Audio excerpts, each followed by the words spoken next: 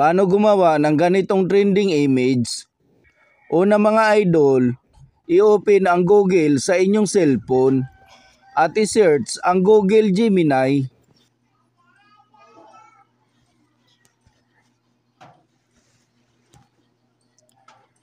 Pag dito na kayo mga idol, pindutin itong plus sign dito sa baba.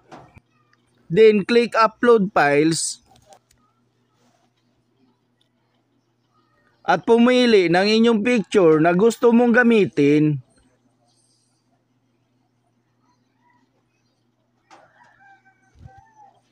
At pag nakapili na, pindutin naman itong Ask Gemini.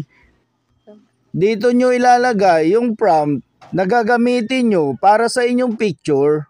Ilalagay ko sa description nitong video ang prompt mga idol para makopy nyo din ito.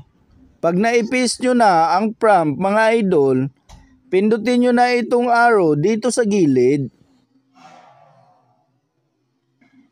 Antayin nyo lang mga idol at mag-generate na ang inyong picture. Kung gusto nyo ng mga tips and updates na kagaya nito, subscribe for more. Thank you for watching.